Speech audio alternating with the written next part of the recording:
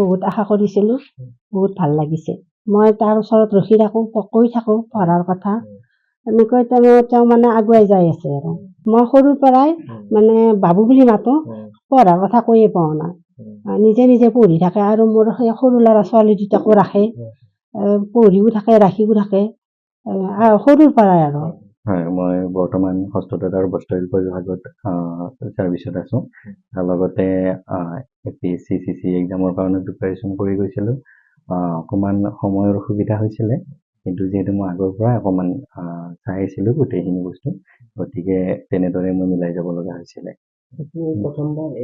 মই আগতে এটা এটেম্প দিছিলোঁ, যোৱাবাৰ মই মেইনছ লিখিছিলোঁ আৰু এইবাৰ ফাইনেলি চিলেকশ্যন হৈছে। যিসকলে এই ক্ষেত্ৰত প্ৰিপাৰেশ্যন কৰিব বিচাৰে তেওঁলোকে গোটেই ছাৰ্ভিচটোৰ বিষয়ে তেওঁলোকে জানি ল'ব লাগে, তেওঁলোকৰ কি ধৰণে আগবাঢ়িব লাগিব বা এই ছাৰ্ভিচটোত নিজকে কেনেদৰে প্ৰিপেয়াৰ কৰিব লাগিব।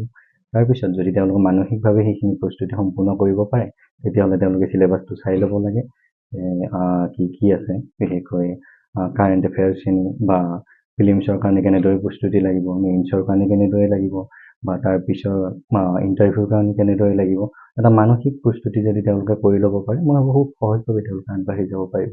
মই এই ক্ষেত্ৰত ধন্যবাদ দিছোঁ অসম চৰকাৰ আৰু APSC, যে মানুহৰ বিশ্বাস এই ক্ষেত্ৰত ঘূৰি আহিছে আৰু খুব সুন্দৰভাৱে খুব প্ৰক্ৰিয়াটো চলাই নিছে। আৰু এইটো যিটো লাষ্ট ৰিক্ৰুটমেণ্ট হৈছিলে সেইটোতো যোৱা এটা বছৰত সম্পূৰ্ণ হৈছে। গতিকে মই সেইটো অসম চৰকাৰ আৰু অসম লোকসেৱা আয়োগক মই ধন্যবাদ দিছোঁ।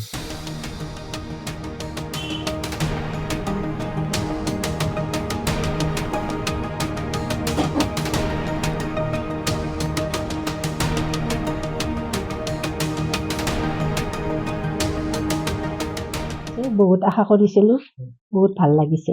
মই তাৰ ওচৰত ৰখি থাকোঁ, কৈ থাকোঁ পঢ়াৰ কথা। এনেকৈ তেওঁ মানে আগুৱাই যাই আছে আৰু।